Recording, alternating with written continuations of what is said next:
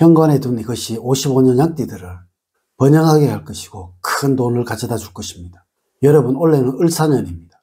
이는 강한 음의 기운을 가진 해이며 또한 성장하지 못한 묘목을 상징한 해이라 풍파가 많고 고난이 많으며 이것이 모두 내적으로 갈물이 되니 항상 어디에서든 심리적인 불안이 강해진다는 것을 의미하는 것입니다.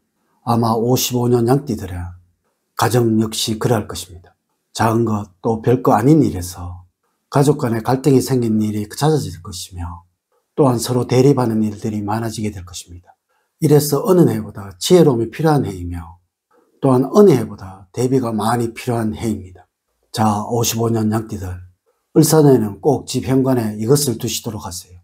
분명 이것은 기운의 순환과 조화를 만들어 가정에 큰 번영을 만들어 줄 것이며 큰 돈을 가져다 줄 것입니다. 또한 앞서의 모든 불행이 생기지 않도록 만들어 줄 것입니다.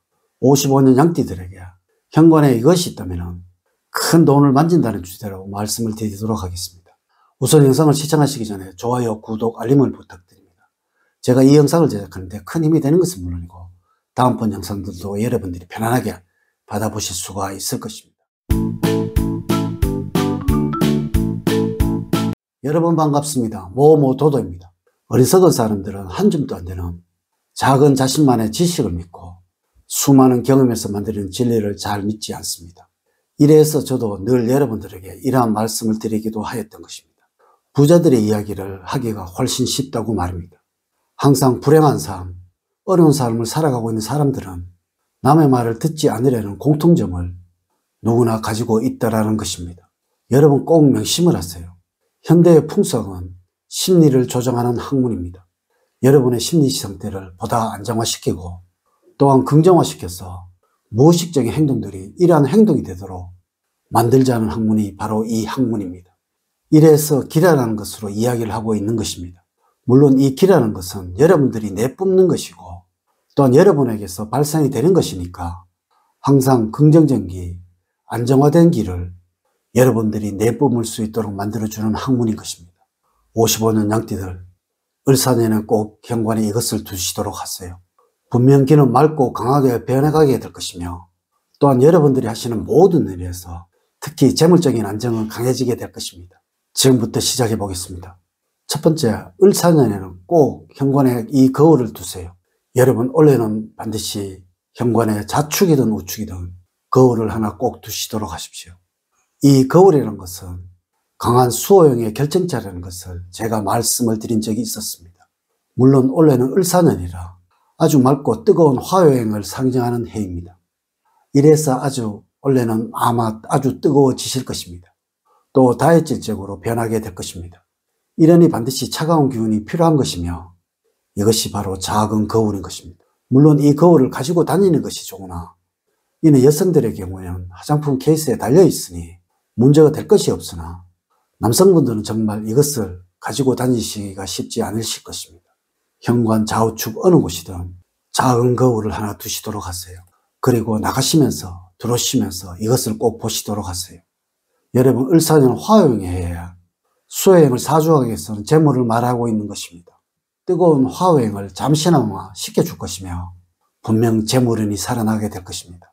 그리고 또한 여러분들 집에 재물적인 안정이 만들어지게 될 것입니다. 두 번째, 을사년에는 현관에 발매트를 꼭 두세요. 이 발매트를 현관에 두시면 아주 좋은 것입니다. 하지만 청결 문제로 인해 이것을 치우는 것이 좋다라고 말씀을 하신 분들이 계시던데요. 이는 여러분들의 부지런함으로 해결을 해야 할 문제일 것입니다. 올해는 꼭 발매트를 두십시오. 이는 분명 여러분들에게 맑고 깨끗한 기운이 잘 살아나도록 도와줄 것입니다. 물론 모양이나 크기는 상관이 없습니다. 나가실 때 들어오실 때 이곳을 한번 밟아주시고 다니는 것이 중요하다는 것입니다. 이 역시 여러분들에게 안정을 줄 것이며 또한 심리적인 포근함을 만들어 줄 것입니다. 이래서 이것이 올 을사년에 꼭 필요한 것입니다. 세 번째, 올 을사년에는 현관 조명을 꼭 밝게 해두세요. 일전에 제가 화장실을 따뜻하게 두시라고 말씀을 드렸더니 이 부분에 관해서 많이들 궁금해 하시더라고요. 여러분 어두운 곳은 상대적으로 차가울 수밖에 없습니다. 물론 밝은 곳은 따뜻할 수밖에 없겠죠. 이는 과학적으로도 증명된 것으로 조명이 밝은 곳은 상대적으로 온도가 높아 공기의 흐름이 빠르고 강해진다고 합니다. 화장실도 그렇지만은 올 을사년만큼은 이 현관도 무조건 밝게 해 두셔야 한다는 것입니다. 이는 오행학적으로는 강한 화오행을 의미하는 것입니다. 앞서 거울과 같이 재물운을 상징하는 것이며 원래 현관이 밝다면 재물운이 살아나게 될 것이며 또한 안정화될 것이라는 이야기인 것입니다. 오래되고 흐려진 등은 꼭 밝은 빛을 내는 조명으로 교체를 하시고 이것이 어려우시다면 등의 전구라도 꼭 교체를 하여 주십시오. 네 번째, 을사년에는 현관에 화분을 두지 마십시오. 여러분, 원래는 절대 두면 안 되는 것이 바로 이 화분이라는 것입니다. 이는 여러분을 또 여러분의 가정을 금전적으로 어렵게 만들 것입니다.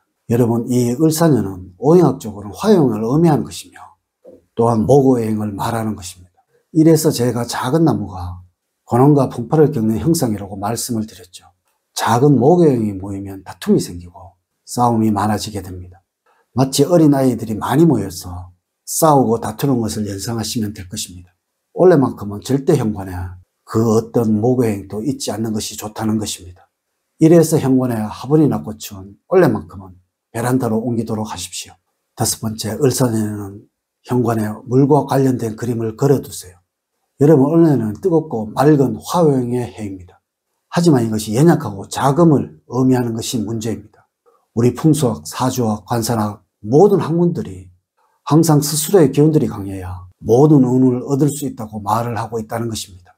물론 이렇기에 제가 앞서 원래는 다툼과 갈등이 많을 것이라고 말씀을 하였던 것입니다. 이것을 해결하는 가장 좋은 방법은 원래 현관 주변에 물과 관계된 그림을 그려두시는 것이 가장 좋습니다. 물론 이 물과 관계된 그림은 돈을 상징하고 지혜로움을 상징하는 그림이기도 합니다.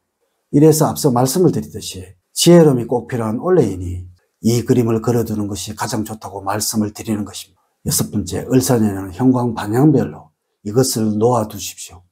여러분, 우리의 풍수는 방향을 아주 중요시합니다. 이래서 저도 늘 방향에 관해서 여러분들에게 말씀을 드렸는데요. 현관의 방향이 남쪽이라면 원래 여러분들은 아주 풍요로울 것입니다. 그리고 북쪽이라면 1년 내내 행복이 넘칠 것입니다. 하지만 현관 방향이 동쪽이라면 다툼이나 갈등이 많아질 것입니다.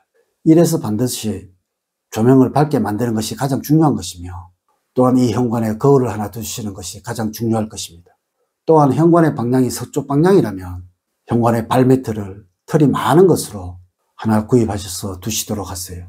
절대 고무로만 된 제품을 구입하지 마시고 털에 있는 것, 포근함을 느낄 수 있는 것으로 구입을 하셔서 두시도록 하세요. 오늘은 을사년의 현관에 두면 아주 좋은 것들에 관해서 알려드렸습니다. 이렇게 제가 2025년 을사년에 55년 양띠에 현관에 이것이 있다면 큰 돈을 만져서 행운이 넘쳐나게 될 것이고 로또 대박의 행운도 기대해 보셔도 좋을 듯 합니다. 이것들을 꼭 실천을 하셔서 모든 행운이 넘쳐나는 을사년을 기원을 드립니다. 이제 이야기를 마치도록 하겠습니다. 저는 늘 여러분들 가정에 사랑과 행복이 넘치는 삶을 만들어 드리도록 노력을 하겠습니다. 오늘 긴 시간 시청해 주셔서 감사드립니다. 다음 시간에 더 좋은 영상으로 인사를 드리도록 하겠습니다. 감사합니다.